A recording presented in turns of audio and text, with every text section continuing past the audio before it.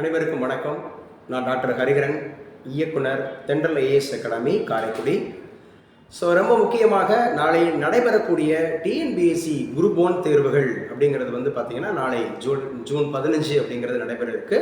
கிட்டத்தட்ட ஒரு 70 அந்தமாக இருக்கக்கூடிய வேகன்சிஸுக்கு 2.49 லட்சம் 2,49,000 பேர் விண்ணப்பித்திருக்கிறாங்க. நாளைக்கு எவ்வளோ பேர் எழுத போகிறாங்க அப்படிங்கிறது தெரியல. இருந்தாலும் உண்மையான போட்டி அப்படிங்கிறது அந்த 200 கேள்விகளுக்கு தான். 200 கேள்விகள் அப்படிங்கிறது தான் உங்களை டிசைட் பண்ண போதும். அந்த அடிப்படையில் இந்த வீடியோவில் ரொம்ப முக்கியமாக இந்த லாஸ்ட்டு அந்தமாக இருக்கக்கூடிய ஒரு 5 இயர்ஸ் அல்லது ஒரு 5 கொஸ்டின் பேப்பர் அப்படிங்கிறத எடுத்துக்கலாம். அதே மாதிரி இப்போ நியூ சிலபஸ் இந்த புதிய பாடத்திட்டத்தின்படி எந்தெந்த அந்தமாக இருக்கக்கூடிய யூனிட்டில் மொத்தமாக பார்த்தீங்க அப்படின்னு சொன்னால் நமக்கு 7 யூனிட் இருக்குது ஜென்ரல் ஸ்டடீஸ் அப்படிங்கிறத பொறுத்தவரை, இன்க்ளூடிங் மேத்தமெட்டிக்ஸ். இந்த மேத்தமெட்டிக்ஸ் அப்படிங்கிற கான்செப்டை நம்ம சேர்க்கும்போது அந்த மாதிரி இருக்குது. அதில் எந்தெந்த ஏரியாவிலிருந்து அதிகமான கேள்விகள் வரும் அப்படிங்கிற மாதிரி அவங்களே டிசைடிங் ஃபேக்டராக சொல்லியாச்சு. யூனிட் 5 அப்படிங்கிறதுலேருந்து 50 கேள்விகள் வரும் அப்படின்னு சொல்லி, யூனிட் 6 அப்படிங்கிறதுலேருந்து 40 கேள்விகள் வரும்னு சொல்லி, பாலிட்டி அப்படிங்கிறதுலேருந்து 40 கேள்விகள் வரும். இதுவே 40 40 80 + 50 130 ஆயிடுச்சு. சரிங்களா? அதுக்கப்புறம் நமக்கு மேத்தமெட்டிக்ஸ் அப்படிங்கிறது ஒரு 25 155. இது தவிர்த்து தான் நமக்கு பார்த்தீங்கன்னா history and INM, then science, geography அந்த மாதிரி இருக்கக்கூடிய பாடங்கள். நான் என்ன பண்ண போகிறேன்னா இந்த வீடியோவில் ரொம்ப முக்கியமாக பார்த்தீங்கன்னா குரூப் 1 எக்ஸாம்ஸ் நாளைக்கு 200 கேள்விகள் இருக்குன்னா அந்த யூனிட் 5 அப்படிங்கிறதுல 50 கேள்விகள் அப்படிங்கிறது முதல்ல அதிகமான கேள்விகள் எந்த ஏரியாவில் இருந்து வரும் அப்படிங்கிறத நம்ம பார்க்க போகிறோம். ஒட்டுமொத்தமாக 2024 இந்த யூனிட் 5 அப்படிங்கிறதுல 46 கேள்விகள் கேட்டிருக்காங்க. 2024 பழைய கொஸ்டின் பேப்பர் அப்படிங்கிறது 46 கேள்விகள். இதில் நீங்கள் யூனிட் 5 அப்படிங்கிறது பார்த்தீங்கன்னா நம்முடைய இந்தியன் எக்கானமி அப்படிங்கிறது வந்துடும், ப்ளஸ் தமிழ்நாடோட அட்மினிஸ்ட்ரேஷன் வரும். அதான் யூனிட் 5. யூனிட் 5லேருந்து 50 கேள்விகள் அப்படின்னு சொல்லியிருக்காங்க. அப்போ அதில் அதிகபட்சமாக கேள்விகள் எங்கே வரும் அப்படின்னு கேட்டிங்கன்னா, ஃபஸ்ட்டு நமக்கு தமிழ்நாடோட ஸ்கீம்ஸ், அதில் குறைஞ்சபட்சம் 10லேருந்து 15 கேள்விகள் வந்துடும். 50 கேள்விகளுக்கு 50 கேள்விகளுக்கு 10லேருந்து 15 கேள்விகள் அப்படிங்கிறது எங்கேருந்து வந்துடும் அப்படின்னு சொல்லி பார்த்தீங்கன்னா தமிழ்நாடோட ஸ்கீம்ஸ் அப்படிங்கிறதுலேருந்து வந்துடும். தமிழ்நாடோட ஸ்கீம்ஸ் ஒட்டு மொத்தமாக யூனிட் 5ல் 50 கேள்விகள் அப்படின்னா தமிழ்நாடோட ஸ்கீம்ஸ் அப்படிங்கிறதுல இருந்தால் உங்களுக்கு ஒரு 10லேருந்து 15 கேள்விகள் வரைக்கும் கேட்டுருவாங்க.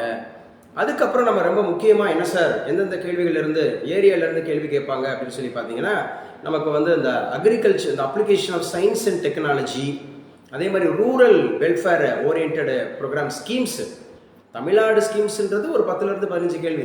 அதுக்கப்புறம் இந்த ஹெல்த் ஓரியன்டாக, அதே மாதிரி எஜுகேஷன் ஓரியன்டாக, அதே மாதிரி சில்ட்ரன் ஓரியன்டாக, அதே மாதிரி விமன் அப்படிங்கிற மாதிரி ஓரியன்டாக அந்த மாதிரி இருக்கக்கூடிய திட்டங்கள் அப்படிங்கிறது குறைஞ்சபட்சம் பார்த்தீங்கன்னா ஒரு 8 கொஸ்டின்ஸ் வரைக்கும் வி கேன் எக்ஸ்பெக்ட். அதுக்கப்புறம் இந்த ரேங்க் இண்டெக்ஸஸ் அப்படிங்கிறது யூனிட் 5 பொறுத்தவரை ரேங்க்கு இண்டெக்ஸஸ் அப்படிங்கிற மாதிரி இது ஒன்லி தமிழ்நாடு பொறுத்தவரை. யூனிட் 5 அப்படிங்கிறது பார்த்தீங்கன்னா அதே போல் இது இந்தியன் எக்கனாமிக்ஸும் தமிழ்நாடோட அட்மினிஸ்ட்ரேஷனும் இருக்கிறதுனால ஃபஸ்ட்டு ப்ரிஃபரன்ஸ் தமிழ்நாடோட திட்டங்கள், சமீபத்திய திட்டங்கள். சமீபத்திய திட்டங்கள் அப்படின்னு சொன்னால் நீங்கள் 2022 23 24 25, அதாவது இந்த அரசு பொறுப்பேற்றுக் கொண்டது முதல், இந்த அரசு அப்படிங்கிறது பொறுப்பேற்றுக் கொண்டது முதல் அப்படிங்கிறத நீங்கள் எடுத்துகிட்டு வரணும். சரிங்களா? அப்படிங்கிற போது முக்கியமான திட்டங்கள் எங்கே இருந்தாலும் கேட்கலாம். குறிப்பாக இந்த லாஸ்ட் ஒரு 2 இயர்ஸ் அப்படிங்கிற திட்டங்கள் அப்படிங்கிறது அதுலேருந்து மட்டும் 10லேருந்து 15 கேள்வி கேட்டுறாங்க தமிழ்நாடு ஸ்கீம்ஸ். அதுக்கப்புறம் நான் சொன்ன இந்த health, education, employment, rural welfare அப்படிங்கிற மாதிரியான ஸ்கீம்ஸ், அது போத்து தமிழ்நாடு அண்டு இந்தியா அப்படிங்கிறதுலேருந்து ஒரு 5லேருந்து 10 கொஸ்டின்ஸ் வரைக்கும் நீங்கள் எதிர்பார்க்கலாம். இது யூனிட் 5ல் மொத்தம் 50 கேள்விகளில். அதுக்கப்புறம் மேக்ஸிமம் நம்பர் ஆஃப் கொஸ்டின்ஸ் எங்கேருந்து வருது அப்படின்னு சொல்லி பார்த்தீங்க அப்படின்னா தமிழ்நாடோட பொருளாதாரம், தமிழ்நாடோட எக்கானமி அப்படிங்கிறது எப்படி இருக்குது. இப்போ கூட ரீசெண்டாக தமிழ்நாடு 9.69% அப்படிங்கிறதுல தமிழ்நாடு தான் முதலிடத்தில் இருக்குது. அப்போ தமிழ்நாடோட பொருளாதாரம்ல குறைஞ்சபட்சம் 3லேருந்து 4 கேள்வி கேட்டுறாங்க. ரேங்க் அண்ட் இண்டெக்ஸஸ் அப்படிலேருந்து 3லேருந்து 4 கேள்வி கேட்டுறாங்க. அப்புறம் தமிழ்நாடோட ஜியாகிரபி, தமிழ்நாடோட ரிவர்ஸ் எப்படி இருக்குது, தமிழ்நாடோட நீர்ப்பாசனம் எப்படி இருக்குது, தமிழ்நாடோட மலைகள் அந்த மாதிரி எப்படி இருக்குது, தமிழ்நாடோட ராம்சார் அப்படிங்கிறது இருக்குது, தமிழ்நாடோட ஜிஐ ஜியாகிரபிக் இண்டிகேஷன்ஸ் அந்த மாதிரி இருக்கிறதுல 3 அல்லது 4 கொஸ்டின்ஸ் கேட்டுறாங்க. அதே மாதிரி இடஒதுக்கீடு அப்படிங்கிற மாதிரி இடஒதுக்கீடு அப்படிங்கிறதுல இருந்து 2 அல்லது 3 கொஸ்டின்ஸ் அந்த மாதிரி கேட்டுடுறாங்க. ஹெல்த் ஓரியன்டா உடல் நலம் சார்ந்த திட்டங்கள் அப்படிங்கிறதுல இருந்து 3 அல்லது 4 கொஸ்டின்ஸ் கேட்டுருவாங்க. அதே மாதிரி 5 ஆண்டு திட்டங்கள் அப்படிங்கிறதுல இருந்து குறைஞ்சபட்சம் 2 கொஸ்டின்ஸ், நிதி ஆயோக் அப்படிங்கிறதுல இருந்து 1 அல்லது 2 கொஸ்டின்ஸ், ஜிஎஸ்டி அப்படிங்கிறதுல இருந்து 1 அல்லது 2 questions, monetary policy and fiscal பாலிசிங்கிற பணக்கொள்கை நிதி கொள்கை அப்படிங்கிறதுல இருந்து குறைஞ்சபட்சம் 2 கொஸ்டின்ஸ். அதே போல science and technology in agriculture, science and technology in அக்ரிகல்ச்சர்ல இருந்து ஒரு 2-3 கொஸ்டின்ஸ். அதே மாதிரி சென்ட்ரல் கவர்மெண்ட்ல எக்கனாமிக்ஸ்ல ரீசெண்டா என்ன, வங்கி சீர்திருத்தத்தில் என்ன, கார்பரேட் அந்த மாதிரி செக்டர்ல என்ன, இதுதாங்க ஒட்டுமொத்தமாக 50 கேள்விகள் அப்படிங்கிறது வந்து இந்த யூனிட் 5 அப்படிங்கிறதுல இந்தியன் எக்கானமி அண்ட் தமிழ்நாடு அட்மினிஸ்ட்ரேஷன்ல நான் சொன்ன இந்த 5 ஏரியா, இந்த ஒரு 10 ஏரியா படிச்சீங்கன்னா 50 மார்க் வாங்கிக்கலாம். அடுத்தாப்புல நமக்கு வந்து பார்த்தீங்க அப்படின்னு சொன்னால் எங்கே இருந்து அப்படின்னா இந்தியன் பாலிட்டி அப்படிங்கிறதுல இருந்து 40 கேள்விகள் கேட்பாங்கன்னு சொல்லிட்டாங்க இல்லையா. அந்த இந்தியன் பாலிட்டி 40 கேள்விகளில் மேக்சிமம் அதிகமான கேள்விகள் எங்கேருந்து வரப்போகுது அப்படின்னா ஸ்டேட் கவர்மெண்ட்லேருந்து குறைஞ்சபட்சம் 5லேருந்து 6 கேள்வி கேட்டுருவாங்க. ஸ்டேட் கவர்மெண்ட் மாநில அரசாங்கம் தான் அதிக இம்பார்ட்டன்ஸ் கொடுப்பாங்க. 1. 2வது ப்ரிஃபரன்ஸ் எங்கே போயிடும்னா சென்ட்ரல் கவர்மெண்ட் அப்படிங்கிற மத்திய அரசாங்கத்துக்கு போயிடணும். 3வது அப்படிங்கிறது வந்து கான்ஸ்டிடியூஷனல் நான் கான்ஸ்டிடியூஷனல் பாடிஸ், அதில் வந்து அதிகமாக கொஸ்டின்ஸ் கேட்குறாங்க. அடுத்து வந்து பார்த்தீங்க அப்படின்னு சொன்னால் இந்த ஃபஸ்ட்டு அந்த ரைட்ஸு, அந்த டிபிஎஸ்பி, அந்த டியூட்டிஸ், அதிலிருந்து குறைஞ்சபட்சம் 2 அல்லது 3 கொஸ்டின்ஸ் அந்த மாதிரி கேட்டுறாங்க. அதுக்கப்புறம் சென்ட்ரல் அண்ட் ஸ்டேட் ரிலேஷன்ஸ் அப்படிங்கிறதுலேருந்து குறைஞ்சபட்சம் 2 அல்லது 3 கேள்வி கேட்டுறாங்க. இதெல்லாம் வெயிட்டேஜ், அதாவது வந்து ஸ்டேட் கவர்மெண்ட் தான் அதிகமான கேள்விகள் இது வரைக்கும் கேட்டிருக்காங்க. ஸ்டேட் கவர்மெண்ட் அப்படிங்கிறது அதிகமான கேள்வி கேட்டிருக்காங்க. அப்புறம் யூனியன் கவர்மெண்ட் அப்படிங்கிறது அதிகமாக கேள்வி கேட்டிருக்காங்க. அப்புறம் ரைட்ஸு, டிபிஎஸ்பி, டியூட்டிஸு, கான்ஸ்டிடியூஷனல் பாடி, நான் கான்ஸ்டிடியூஷனல் பாடி, அதுக்கப்புறம் நான் சொல்கிற முக்கியமானது ஆர்டிகிள்ஸ், ஆர்டிகிள்ஸுக்கு அப்புறம் ஷெட்யூல்ஸ், ஷெட்யூல்ஸுக்கு அப்புறம் பார்ட்ஸுக்கு அப்புறம் அமெண்ட்மெண்ட்ஸுக்கு அப்புறம் கேசஸுக்கு அப்புறம் கமிட்டிஸ். இந்த 6 அப்படிங்கிறதுலேருந்து குறைஞ்சபட்சம் நீங்கள் 1 வச்சா கூட 6, 2 வச்சா 12 கேள்வி வரைக்கும் நீங்கள் எதிர்பார்க்கலாம். நான் சொன்னது 6 டாபிக் அப்படிங்கிறது. அதுக்கப்புறம் லோக்பால், லோகாயுக்தா, அப்புறம் இந்த corruptions, anti corruption movements in India, political parties and their system, national political parties என்ன, ஸ்டேட் பொலிட்டிக்கல் பார்ட்டிஸ் என்ன, ஒரு நேஷனல் கட்சி அங்கீகரிக்கணும்னா என்ன மாதிரி இருக்கும், ஸ்டேட் அந்த மாதிரி இருக்கக்கூடிய இது மாதிரி அங்கீகாரம் பெறணும்னா என்ன பண்ணணும், அவங்களுடைய சின்னம் என்ன, அவங்க எந்த வருஷம் தோற்றுவிச்சாங்க, யார் இப்போ ஆளுங்கட்சியாக இருக்கிறாங்க, ரீஜனல் பார்ட்டி என்ன, நேஷனல் பார்ட்டி என்ன, இந்த மாதிரி உள்ள கேள்விகள் அந்த மாதிரி கேட்டுருவாங்க. சென்ட்ரல் ஸ்டேட் ரிலேஷன்ஷிப் அப்படிங்கிற மாதிரி கேட்டுருவாங்க. ஃப்ரேமிங்ல இருந்து 1 அல்லது 2 questions framing of Indian constitution எதிர்பார்க்கலாம். சிட்டிசன்ஷிப் அந்த மாதிரி அதிலிருந்து கண்டிப்பாக நீங்கள் ஒரு 2-3 கொஸ்டின்ஸ் எதிர்பார்க்கலாம். எலெக்ஷன்ஸு, ஜுடிஷியரி சிஸ்டம்ஸு, இதில் இந்த குரோனாலஜி ஆர்டர் கேட்கறதுக்கு அதிகமான வாய்ப்புகள் இருக்குது. வருடங்கள் கேட்பதற்கு அதிகமான வாய்ப்புகள் இருக்குது.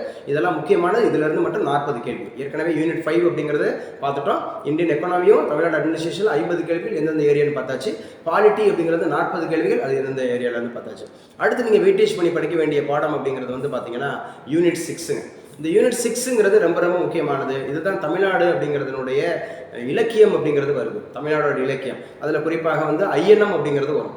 ஐயனமும் தமிழ்நாடு அந்த மாதிரி இலக்கியமும் வரும். குறிப்பாக இதில் இருந்து அதிகமான கொஸ்டின்ஸ் வந்து எங்கே வருது அப்படின்னு கேட்டால் ரொம்ப முக்கியமாக நீங்கள் தமிழ்நாடோட கோட்ஸ், அதாவது இலக்கியங்கள் இருக்கு இல்லையா, அந்த இலக்கியங்கள் அந்த மாதிரி என்னென்ன கோட்ஸ், கூற்றுகள் அப்படிங்கிறது எங்கெங்க இருந்து வருது அந்த மாதிரி. இப்போ எழுந்தன துகள், ஏற்றனர் மார்பு, கலைஞனர் பலர், அந்த மாதிரி வரும். இது வந்து எது வந்துருக்குன்னா ஏறுதழுவுதல் அப்படிங்கிற கொடுத்து வந்திருக்கும் கலித்தொகையில். ஸோ அந்த மாதிரி கொடுத்துட்டு இது எந்த பாடல் வரிகள் கேட்பாங்க, கூற்று அந்த மாதிரி கேட்பாங்க. தமிழ் புக்ஸ் அண்ட் ஆத்தர்ஸ் வந்து கேட்பாங்க. தமிழ் புக்ஸ் ஆத்தர்ஸில் 4 கொஸ்டின்ஸ் வரைக்கும் எதிர்பார்க்கலாம். சாகித்ய அகாடமி விருது பெற்றவர்கள், ஞானபீட விருது பெற்றவர்கள், இலக்கியம் சார்ந்த விருது பெற்றவர்கள் சமீபத்தில் அந்த மாதிரி ரொம்ப முக்கியமானது அப்படிங்கிற மாதிரி கேட்டுருவாங்க. இதெல்லாம் அதிகமான கேள்விகள் அப்படிங்கிறது வருது. அதே போல் வந்து பார்த்தீங்க அப்படின்னு சொன்னால் லீடர்ஸு, அவங்களுடைய மூமெண்ட்ஸு, அவங்க எந்தெந்த அந்த எமர்ஜென்சி ஆஃப் லீடர்ஸ்ன்னு சொல்லுவாங்க. எந்த தலைவர்கள், அந்த தலைவர்கள் சார்ந்த கூற்றுகள், அவர்கள் சார்ந்திருந்த கட்சிகள், அவங்க நடத்தி வந்த பத்திரிகைகள், அந்த மாதிரி இருக்கக்கூடியதுலேருந்து மேக்ஸிமம் 10 கொஸ்டின்ஸ் வரைக்கும் வரும். திருக்குறளில் மட்டும் 10லேருந்து 15 கேள்விகள் கேட்கலாம். ஜென்ரல் ஸ்டடீஸில் திருக்குறளில் இருந்து மட்டும் 10 அல்லது 15 கேள்விகள் அப்படிங்கிறது மேக்ஸிமம் கேட்டிருக்காங்க. ஸோ நல்லா ஞாபகம் வச்சோம். திருக்குறளுக்கு ஃபஸ்ட்டு ப்ரிஃபரன்ஸ் கொடுங்க. 2வது தமிழ் லீடர்ஸ், அந்த சமூக தலைவர்கள் அப்படிங்கிறவங்க, தமிழ் இலக்கிய தலைவர்கள் அப்படிங்கிறவங்களுக்கு இம்பார்ட்டன்ஸ் கொடுங்க. தமிழ் கோட்ஸ், கொட்டேஷன்ஸ், கூற்று காரணம் அப்படி மாதிரி தமிழ் புக்ஸ் அண்ட் ஆத்தர்ஸ் அப்படிங்கிறதுக்கு அதிகமான இம்பார்ட்டன்ஸ் கொடுங்க. அதுக்கப்புறம் அந்த political parties, justice party, political party, அந்த மாதிரி சோசியல் ரீஃபார்ம் ஆக்டிவிட்டீஸ்லேருந்து 3 கேள்விகள் கேட்குறாங்க. ஏர்லி எஜுகேஷன்லேருந்து 1 அல்லது 2 கொஸ்டின்ஸ் கேட்பாங்க. அதே மாதிரி முக்கியமான டைம்லைன், நீங்கள் ஐயனை பொறுத்தவரை டைம்லைன் தான். இந்திய தேசிய காங்கிரஸ்ன்னு எடுத்துக்கிட்டிங்கன்னா 1885லேருந்து 1950 வரைக்கும் டேட் வைஸாக படிச்சுங்க. அதில் யார் பெண்கள் பங்கேற்றிருக்காங்கன்னா கொஞ்சம் சிறப்பாக கவனமாக படிங்க. அதில் முக்கியமான கூற்றுகள் சொல்லியிருக்காங்களா, நல்லா படிங்க. அதில் ஏதாவது ஆங்கிலேயர்களுடைய அந்த பங்களிப்பு எப்படி இருக்குது வைக்கிறது, இதிலிருந்து குறைஞ்சபட்சம் 40 கொஸ்டின்ஸ் கேட்டுடுறாங்க. ஸோ ஏற்கனவே யூனிட் 5 பத்தாச்சு 50, பாலிட்டி பத்தாச்சு 40, யூனிட் 6 பத்தாச்சு 40, 40 80 ப்ளஸ் 50ங்கிறப்ப 130 மார்க். அப்படி 130 கேள்விகள் நம்ம டிஸ்கஸ் பண்ணிட்டோம். ஸோ அதுக்கப்புறம் நமக்கு வந்து ஹிஸ்ட்ரியிலேருந்து அதிகமான கேள்விகள் வரும். நான் ஏரியா பார்த்துட்டு இருக்கேன், முக்கியங்க இந்த ஏரியா தான். இது வந்து இன்னைக்கு நேற்று இல்லை, கிட்டத்தட்ட ஒரு 10 வருஷம் கொஸ்டின் பேப்பர் அனலைஸ் பண்ணி ஒன்லி குரூப் 1 அப்படிங்கிறத அனலைஸ் பண்ணி யூபிஎஸ்சியோட அதை கனெக்ட் பண்ணி நான் சொல்லிட்டு இருக்கேன். அந்த அடிப்படையில் பாருங்கள்.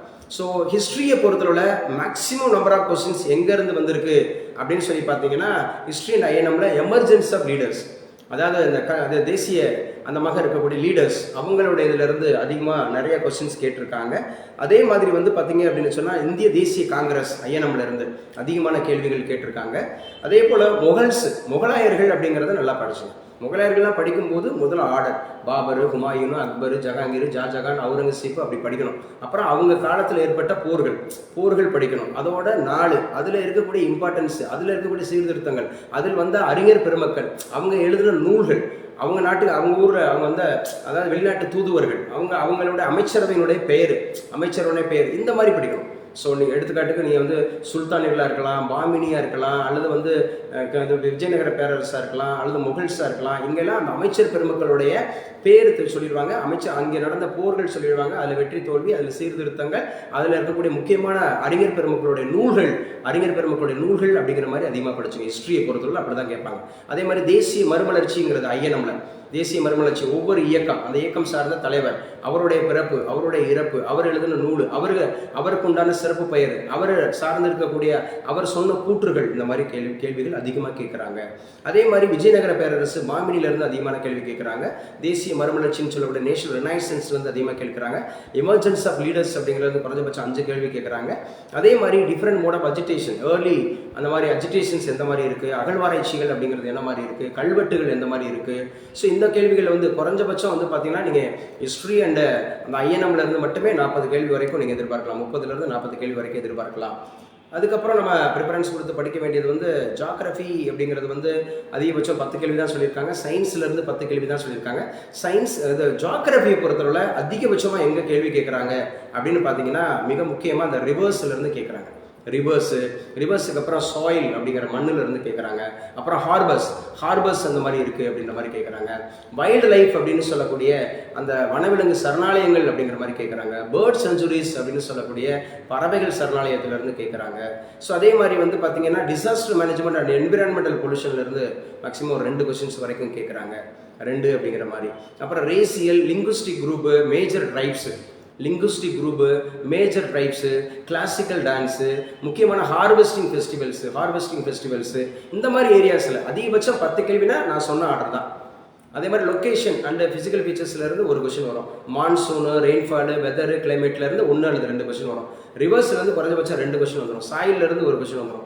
இந்த ஃபாரஸ்ட்லாம் ஆக்ட் படிச்சுங்க. Environmental issues, forest, wild life, இந்த ஆர்கியாலஜிக்கல் அப்படின்ற மாதிரி, டிரான்ஸ்போர்ட்டேஷன் அண்ட் கம்யூனிகேஷன்ஸு, ஸோ இந்த மாதிரி உள்ளதில் சோலார் சிஸ்டத்துலேருந்து 1 கொஸ்டின், கிளைமேட் சேஞ்சிலேருந்து 1 அல்லது 2 கொஸ்டின்ஸ். இதுதான் மொத்தம் 10 கொஸ்டின் கேட்குறாங்க. ஜியோகிராஃபியை பொறுத்தவரை நான் சொன்ன ஆர்டர் படி நீங்கள் நல்லா படிச்சிங்கன்னா உங்களுக்கு வெற்றி. அதே மாதிரி சயின்ஸை பொறுத்தவரை பொதுவாக சயின்ஸ்லேருந்து டோட்டலாகவே வந்து பார்த்தீங்கன்னா இப்போ வந்து 20 கொஸ்டின்ஸ் அப்படின்றது சொல்லியிருக்காங்க.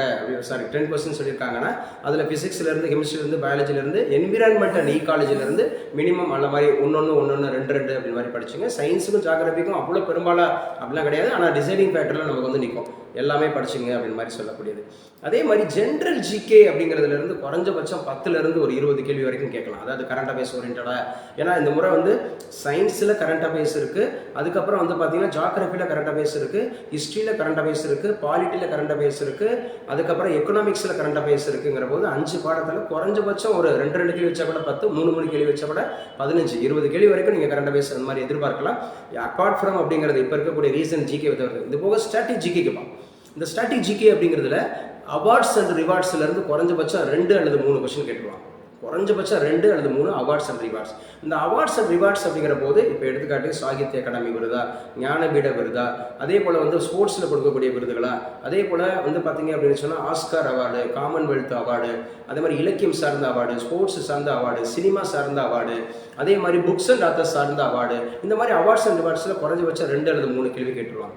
அதுக்கப்புறம் abbreviations and expansion, abbreviations and expansions அப்படிங்கிற அடிப்படையில் நிறைய கேள்வி கேட்டுருவாங்க. ஒரு அப்ரிவியேஷன் சயின்ஸ் ரிலேட்டடாக, அதே மாதிரி இப்போ ரீசெண்டாக சேட்டலைட் லான்ச் பண்ணுறாங்க இல்லையா, சேட்டலைட் லான்ச் பண்ணது, ராக்கெட்ஸ் லான்ச் பண்ணது, அதே மாதிரி என்னென்ன மாதிரி முக்கியமான கண்டுபிடிப்புகள் அப்படிங்கிறது இருக்குது. இப்போ ரீசெண்டாக கண்டுபிடிச்ச நோய்கள், அந்த மாதிரி நோபல் பரிசு பெற்றவர்கள் அவங்களுடைய கான்ட்ரிபியூஷன்ஸ், அந்த அடிப்படையில் உங்களுக்கு கேட்டுருவாங்க. அதுக்கப்புறம் இம்பார்ட்டன்ட் இயரு, இம்பார்ட்டன்ட் டேஸ், ஸ்ட்ராட்டஜிக்கை பொறுத்தல இம்பார்ட்டன்ட் இயர்ஸு, இம்பார்ட்டன்ட் டேஸ் அப்படிங்கிற மாதிரி கேட்டுருவாங்க. அப்போ இம்பார்ட்டன்ட் டேஸ், இம்பார்ட்டன்ட் இயர்ஸுங்கிறப்ப யூஎன்ஓ அறிவிச்சிருக்கு 2023, 24, 25 என்னென்னலாம் அறிவிச்சிருக்கிறாங்க.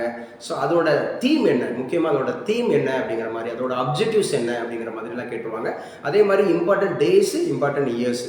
அதுக்கப்புறம் இன்டர்நேஷனல் ஆர்கனைசேஷன்ஸு, அதோட தலைவர்கள்.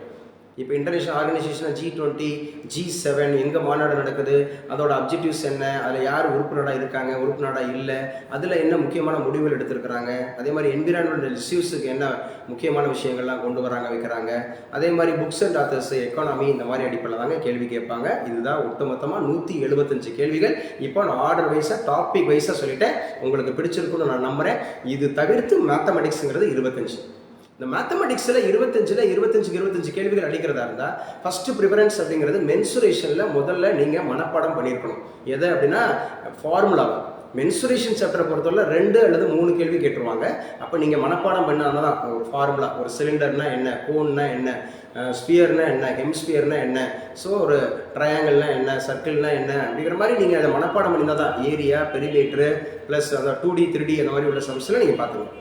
மேக்ஸிமம் 2 அல்லது 3 கேள்வி மென்சுரேஷன் ஃபார்முலா ஓரியன்டாக நீங்கள் அது இருந்தால் தான் செய்ய முடியுன்ற மாதிரி. ரெண்டாவது அதிக ப்ரிஃபரன்ஸ் வந்து பார்த்தீங்கன்னா சிம்பிள் இன்ட்ரெஸ்ட், காம்பவுண்ட் இன்ட்ரெஸ்ட் வந்து குறைஞ்சபட்சம் 2 அல்லது 3 கேள்வி கேட்டுருவாங்க. மூணாவது ப்ரிஃபரன்ஸ் அப்படிங்கிறது வந்து பார்த்தீங்கன்னா நம்பர் சிஸ்டம் அப்படிங்கிறதுலேருந்து 2 அல்லது 3 கேள்வி கேட்டுருவாங்க. சிம்பிளிஃபிகேஷன்ஸ், அந்த சிம்பிளிஃபிகேஷன்ஸ் ஓரியன்டாக.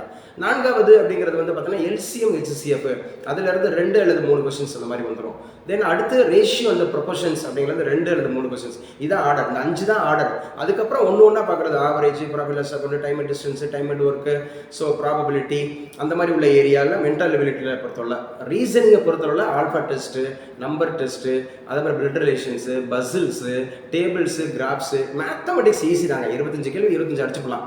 ஸோ நான் சொன்ன மாதிரி இந்த 200 கேள்விகள் அப்படிங்கிறத இந்த ப்ரையாரிட்டியில் நீங்கள் நல்லா ஆழமாக படிச்சுட்டு போயிருந்தீங்கன்னா, இந்த 2.49 லட்சம் பேர் எழுதுறாங்க. நாளைக்கு எவ்வளோ பேர் ஆப்சன்டீஸ் ஆக போகிறாங்கன்னு தெரியாது. 70 போஸ்ட் இருக்குது. ஏதோ 70 போஸ்ட்லாம் குறைச்சி எவ்வளோ மதிப்பிட்டுறாதீங்க. கண்டிப்பாக வந்து பார்த்தீங்கன்னா உங்களுக்கு வெற்றியை தரும் அப்படிங்கிறது தென்றல் ஐஏஎஸ் அகாடமி உங்களுக்கு எப்பவுமே சப்போர்ட்டாக இருக்கும்.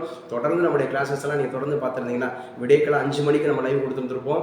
அதுக்கப்புறம் 9 to 1:30 அப்படிங்கிற மாதிரி லைவ் கொடுத்துருப்போம். ஈவினிங் 6 மணிக்கு லைவ் கொடுத்துருப்போம். நம்ம தென்றல் ஐஏஎஸ் அகாடமியோட டெலகிராம் குரூப்பில் இணைஞ்சிருக்கிறவங்களுக்கு நேற்றுலாம் நைட்டு 1:30 மணி வரைக்கும் நான் அனுப்பிச்சுட்டே இருந்தேன். ரொம்ப இம்பார்ட்டன்ட் கொஸ்டின் பேப்பர்ஸ் வச்சுக்கிட்டு, குரூப் 1 UPSC கொஸ்டின் பேப்பர்லாம் வச்சுக்கிட்டு மெனக்கெட்டு அனுப்பிச்சுட்டே இருந்தோம் இந்த ஏரியா. அதுக்கப்புறம் ஒவ்வொரு டாபிக் வைஸாக டெஸ்ட் வச்சிருக்கிறோம்.